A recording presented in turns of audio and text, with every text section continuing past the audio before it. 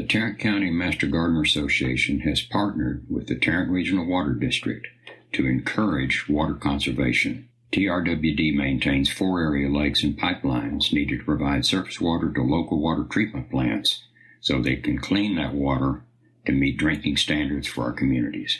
There are currently 2.3 million people living in Tarrant County, and this is expected to double over the next 50 years. At SaveTarrantWater.com, you can sign up for free weekly watering advice custom to your location. There's also an event calendar where you can find information about future classes and workshops. So be sure and check out SaveTarrantWater.com to sign up for their free services. Good evening. I'm here to talk about the benefits of native plants, and there are many, some you may not even realize. And so how are they beneficial? They're beneficial in so many ways, and these are the 3 main topics I will be covering. If you look at this slide, the part on the left, which is a Texas Parks and Wildlife graphic, pretty much reflects what's on the satellite image on the right. You can see because our state is so large, it has many different ecosystems. You can see on the right how much greener it is in the eastern part of the state as compared to the western part of the state. There are different soils, different rain, and so that's why there are so many ecosystems. And this reflects the average rainfall that Texas gets, which is part of that ecosystem's diversity. If you go to the eastern part of the state, you see how that gets so much more rain than the western part of the state. As much as 60 inches in the far east of average rainfall, and as it goes west, you gradually decrease the average rainfall a year, whereas at the very tip of the western part of the state, you get maybe as much as 10 inches of rain, that's a pretty drastic difference. The reason why native plants are stronger and healthier is because they've evolved with those different ecosystems, from the soil to the rainfall difference and the topography of the state. They've developed deep root systems, and they've learned to work with the animal species that are in that ecosystem. When you say deep root systems, I'm talking pretty darn deep. You look at the far left, that little plant there, that's a typical urban landscape turf grass, which is an exotic. And you look at the far right, that's a native turf grass, our buffalo grass. It gets as much as 8 feet deep. So you can see why that would be a tougher grass and would tolerate much more diverse weather than that little grass over on the far left, where the root systems don't even get a foot. And all those plants in between are plants that we can use in our native landscape. They get as much as 15 feet, and in some cases, some of those grasses, the bunch grasses, can get up to 17 or even 18 feet deep. Now look at these typical urban landscapes. I know y'all have all seen these or something similar to these, where I doubt any of these plants reach near that depth root system. So what happens is the water that lands on the landscape, a lot of that just runs off. It doesn't take it down into the soil. And with that water goes anything that's put on that landscape, such as pesticides, herbicides, and chemical fertilizers. All that goes down into our watershed. Look here on the top left, you can see how that water would just run straight off. And if it's on a slope, like this one on the bottom left appears, it's on a slight slope, that water runs down even quicker. Now, imagine you're some kind of wildlife looking for food or shelter.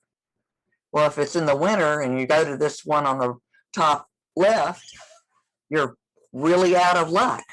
There's nothing there for you, and very little in the other 3. Maybe a little bit for shelter, but not much for food. So You can imagine how unattractive those landscapes would be for wildlife. On contrast, you plant native plants and they will come. As I said earlier, the native fauna, animals, evolved with the plants.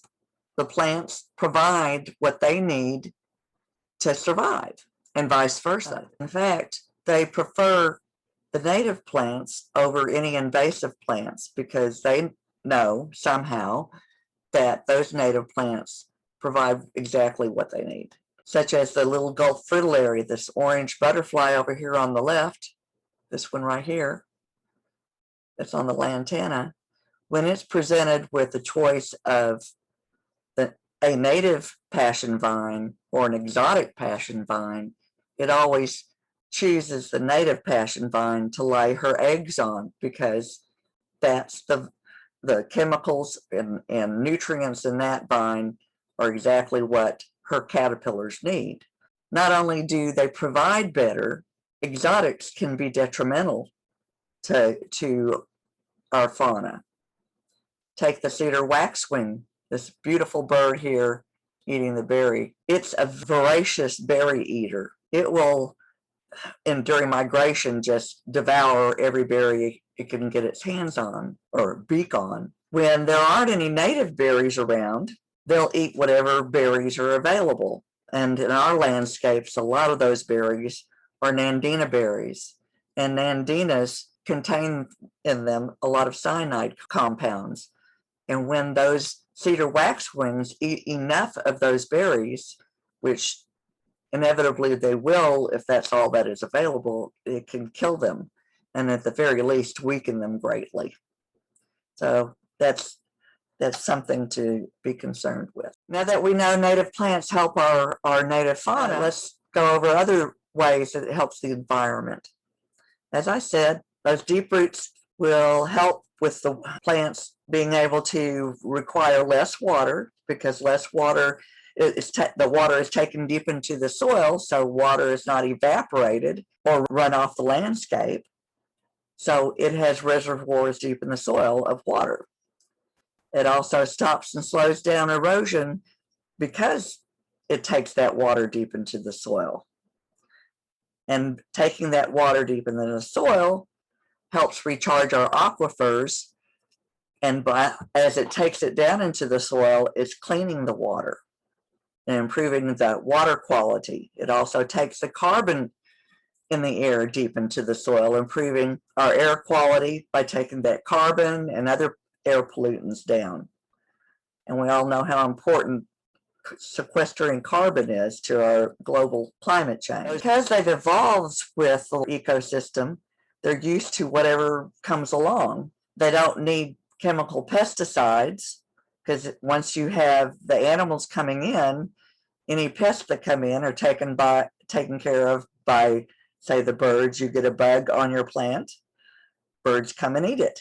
Don't need chemical fertilizers because they are used to and evolved with the soil that was provided them. Now, in contrast, exotics not only don't help with our animal life or our natural landscapes, they can be detrimental.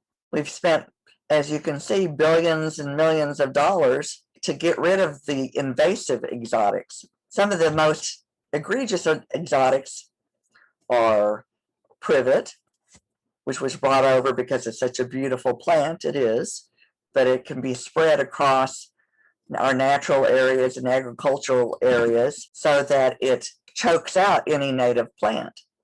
All you have to do is go along the highway to see some of these invasive exotic plants, and they've taken over. Especially in the spring, you can notice the privet all along natural areas, just deep into the wooded areas.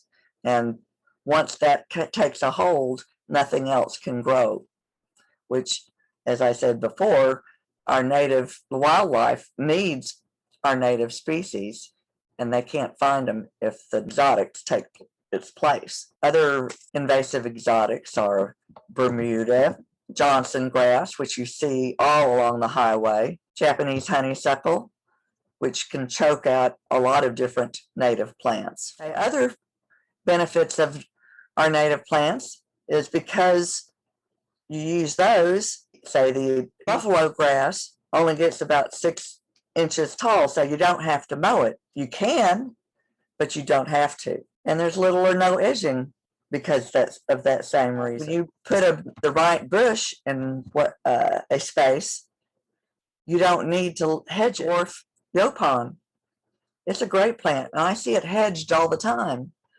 But if you don't hedge it, it has its own natural shape that's very becoming. It's dense. It's not a ball or a square if it's not hedged, but it's a nice clump of shrub. It has a nice shape. And if you hedge a plant, birds typically see that as a wall, and so will not go into that plant and use it for shelter or even try to eat the berries. Native plants don't need fertilizer. You could use a little compost, sure. That's great for any plant, but fertilizers are not needed. We've discussed how much less water is used, so you don't need to add a lot of water to our native plants. You can, if it starts looking a little wilty in drought, yes, but once they are established, you do not need to add any additional water. So you got a lot of savings in all of those. Mowing, if you don't need to mow, you don't need to edge, you don't need to pay somebody to do that, or buy the machines yourself, or take care of those machines and their maintenance. And of course, water and fertilizer, obviously, you don't need to pay for those. Our native plants are used to extreme conditions. So when we're hit with these odd events that come along, like the one in February, where we were sitting in our houses trying to cope with several days under freezing weather, and many of those days in single digits, our plants were surviving that. We've also had other types of extreme weather, where in like 1980 and in 2011, we've had extreme heat. In 1980, we had 69 days of over 100-degree heat. We had close to that in 2011, no rain. Whereas in the last few years, we've had heavy rain in the first part of the year through spring, as much as our annual rainfall, average annual rainfall by the end of May, and then followed by where we had hardly any rainfall. Those plants went into shock. So what happens? This. I'm sure all of y'all have noticed around town that a lot of shrubbery has either died completely or just hit really hard. So people are going to replace these plants, and of course that costs money, and it's going to take years for them to get back to the size and that these exotics were. So if you look on this plant picture on the left, you can see how these plants behind this Indian hawthorn that bit the dust are looking nice and green. Those are native plants. Over here on the left is American beautyberry. And in the middle behind is our native hawthorn, not hawthorn, excuse me, yopon. And back over here on the right is a wax myrtle, all good native shrubs. Another benefit is whenever you go into a native landscape, you can have a sense of place. You feel like those plants belong. You can go in the eastern part of the states and know that you're in the piney woods, go in the hill country, like in the middle here, and you can feel that that's part of the hill country, all the way out into Lubbock over here on the right. You know where you are based on the native plant. It's shown by lots of different studies that being near, living near, or living in a natural area can provide a sense of peace. It helps lower your blood pressure and makes you feel less stressed, which overall, those things help your physical and your mental health. Well, using native landscaping can help do that for you, because one of the things it does is bring nature home to you. As you can see, these little boys are really enjoying the butterflies that are fluttering all around this Greg's blue mist and being delighted. Remember those earlier landscapes I showed? You can imagine that those landscapes don't change much throughout the year. They're pretty much static. I'm sure we've all seen landscapes that maybe have some color with annuals, and the rest is shrubs, a tree, lawn, and those annuals are the same throughout the years. They don't change. It's the same from year to year, and the landscape from season to season changes very little. Well, with native landscapes, you have something going on all the time. From spring, early spring, when some of the trees are blooming, and then going in through the summer, where all the perennials are blooming at different times. One blooms after another blooms, bringing in all the pollinators. And through fall, with the new berries coming on, and into the winter, where you get the berries on the shrubs during the winter. So there's something going on with the plants themselves, but not only with the plants themselves, but with the nature that it brings in, from the butterflies and bees and other activity there, to the birds capturing some of those insects that are attracted by the plants, and of course lizards and all kinds of stuff coming in. So that makes it very interesting to be out there looking at what's going on. Our native plants provide a lot of different textures too, like this agave plant. It provides kind of a sculptural feeling to it. They go from that sculptural look to a softer look of the cedar sedge and horseherb that just has a different feel to it. And then you have all kinds of different textures, like the swaying of the basket flowers that are these taller flowers in the back that almost look like thistles but are not, to these giant cone flowers that have the big huge leaves here, that during the winter it has a nice rosette of leaves that kind of remind me of a cabbage. And then you have these spiky looking little spotted bee balms that provide different interest. There's all kinds of different plants that give different feel to your landscape. Then we have some native grasses. This is just a sample, and they provide color and texture and movement. When they're in the wind, a breeze, and they're just flowing, it's like almost like being on a surf where you have the water going in and out. And when they're backlit, they're really spectacular in the evening or morning. The Indian grass have these golden little inflorescence that when the light hits them, it looks like gold glistening in the wind. And then what does everybody really want? Color, color, color. And we've got it. From all these beautiful white plants, white flowers here. Yes, white is a color. To different pinks and different reds. More pinks and purple. Yet more and more, going into bluish colors. And just out of interest, this is a Texas wisteria, not a Chinese wisteria. The way you can tell Chinese and Texas wisteria apart is Texas wisteria does not bring down structures, but also the Texas wisteria will bloom after the leaves come out, whereas Chinese wisteria blooms before the leaves come out in the spring.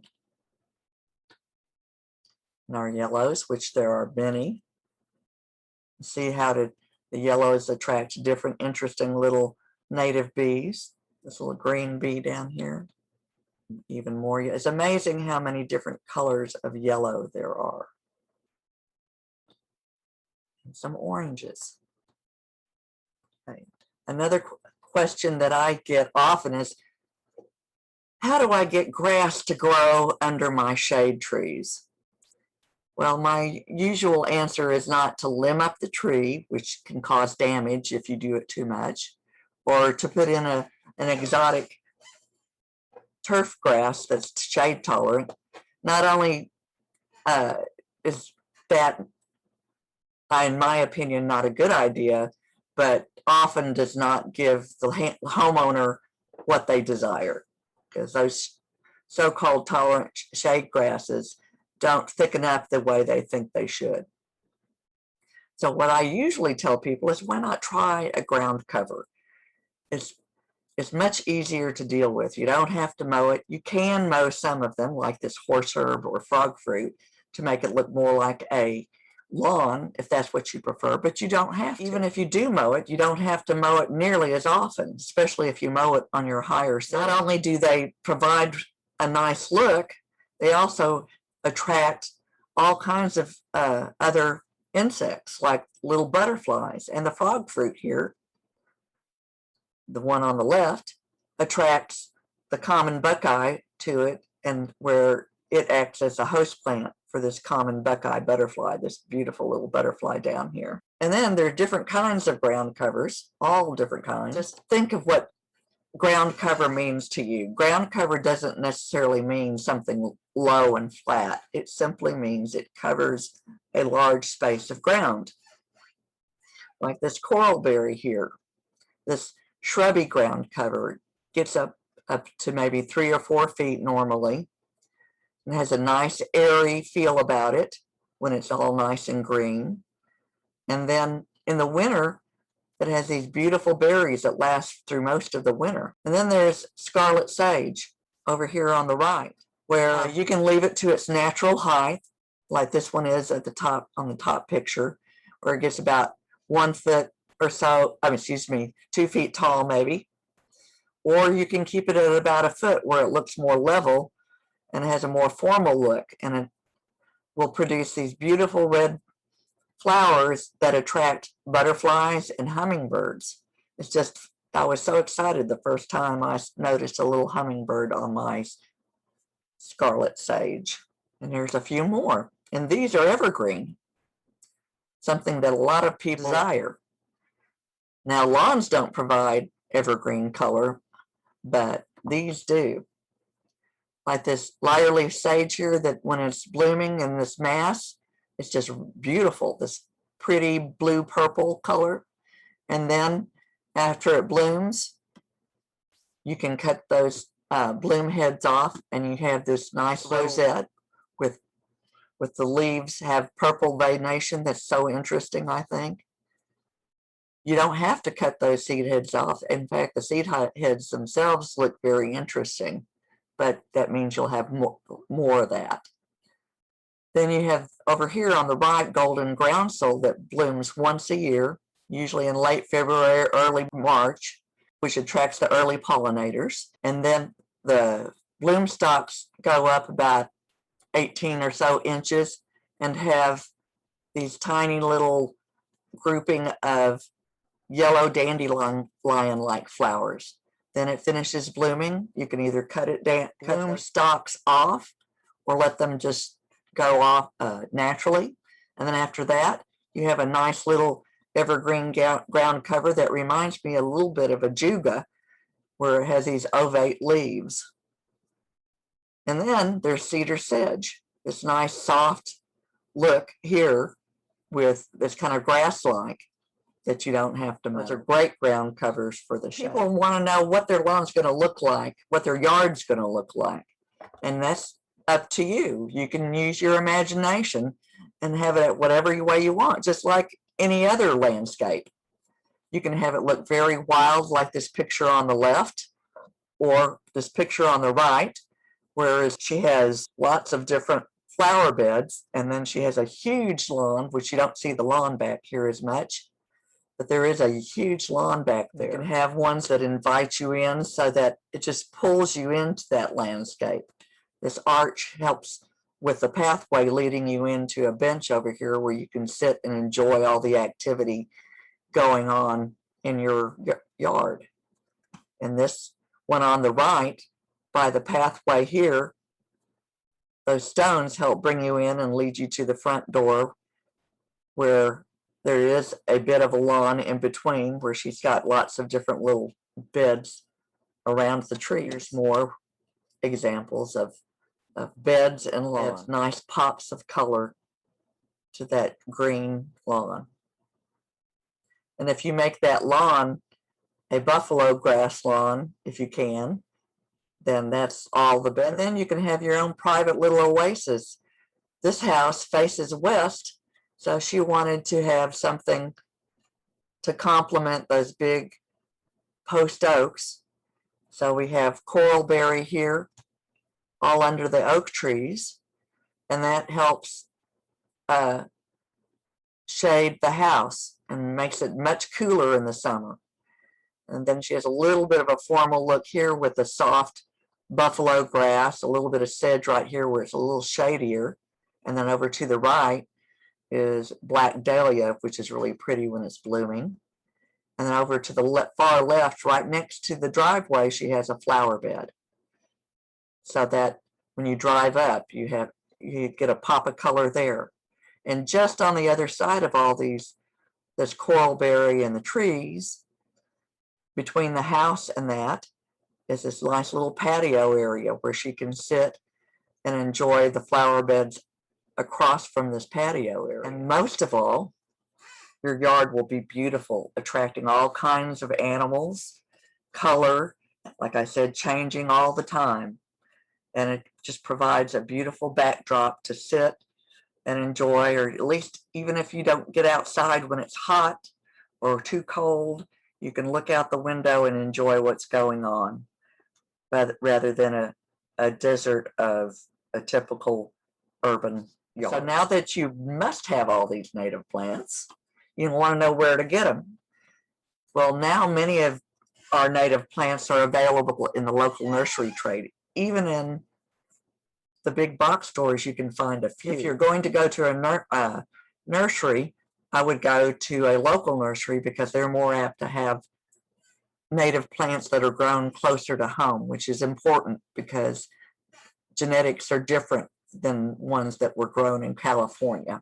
So the closer to home, the better. Not only can you get them there, but through Native Plant Society, Master Gardener, even native gardens like city gardens like the Molly Hollow Wild Sky, other native plant gardens in your local towns that will have a plant sale. So pay attention to local social media, and you will find plant sales usually in the spring and in the fall. You can acquire them is to volunteer for plant rescues with Native Plant Society. Oftentimes they will say that they're having a rescue because something is going to be bulldozed to make way for new homes or a new business. And you can volunteer for, like I said, those natural gardens. Often the volunteer, when there's too much of any one plant, they will share those plants.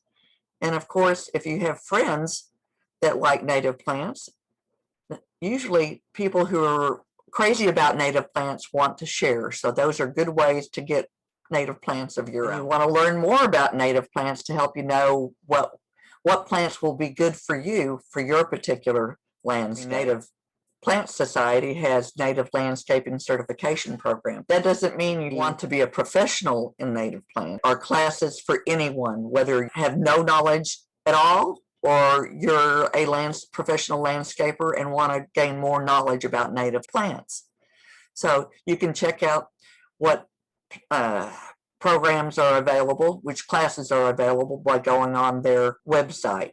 It'll tell you, if you go onto the state website, what chapters are having those classes. Right now, they're available through Zoom classes, but they will be having live classes when all this COVID stuff is over. If you join your local chapter of Native Plant Society, you'll gain a lot of knowledge going to their meetings. You don't have to go to their meetings. You can just join, look up what they have available on their websites. But if you get, and you will get the state newsletter and your chapter's local newsletter via email.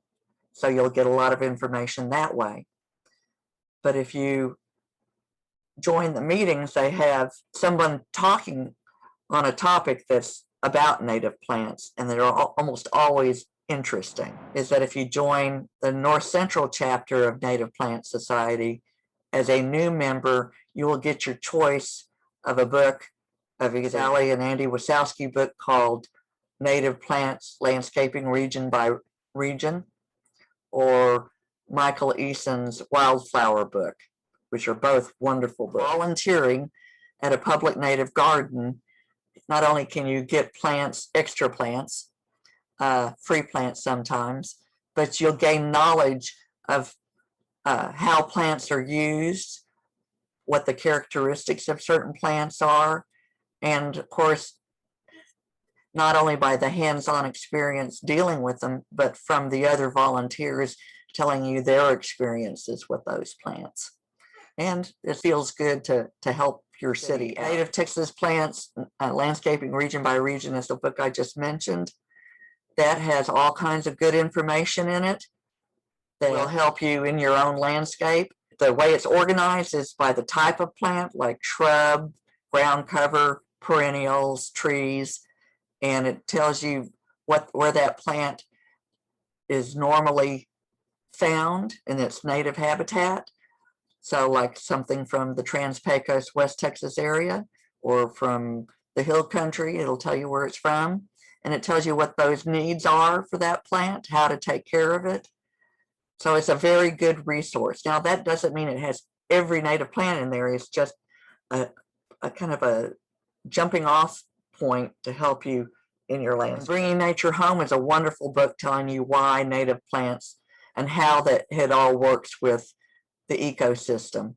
It has Doug Tallamy has good stories in there to help you understand. And he tells about I'm not sure if I read this in the book or if I listened to him tell this at a talk I attended, but talks about how a couple he knows had bought a piece of property that they loved because of all the nature all around them. And then they went and built their home. And what did they do? They put in that typical urban landscape, and all the animals, all the wildlife disappeared.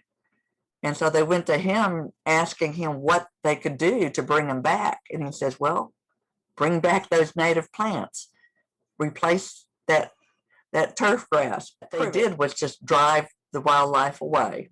So the plants that he has listed in the back of the book are the ones that are native to his area, which is up in the Northeast, which I believe is around Pennsylvania, in Pennsylvania. It's a good book to check out. Some other resources, the Wildflower Center has their own page, wildflower.org.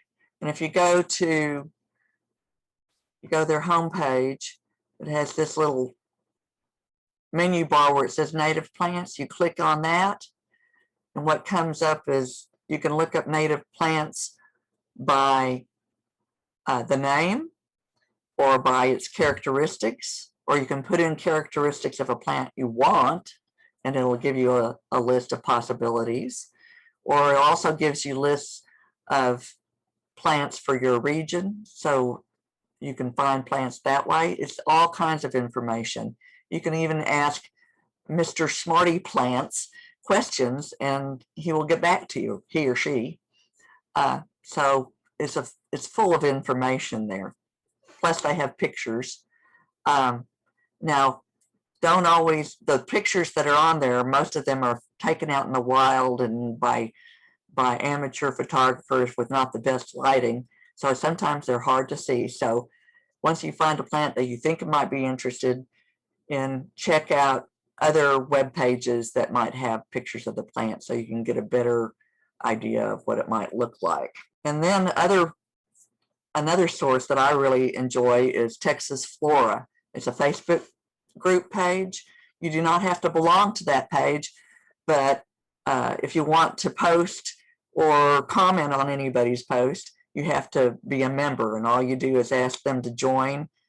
Unless you've done something really terrible, I doubt that they would reject. The people that are on there are anywhere from people don't even know what a plant is hardly, to people who know every little bit detail of what a plant is from all the botanic names of the parts of the plant. Experts really have a lot of knowledge and they love to help. And it's fun to see what people across the state have in their parts of the state, because it's different from where you are. it's just wonderful to see what's available out there too. And people love to give advice and give suggestions. So it's a beautiful source. And there are some people that have the most beautiful pictures on there of the plants. Now I've come to the end. And one last question, one that I'd like to put to you is that when do you think this landscape picture was taken? You may not believe it, but there it is. Here's my contact information. And I hope you go and start enjoying the natural areas around your part of the world and start putting some in your own little yard. Thank you.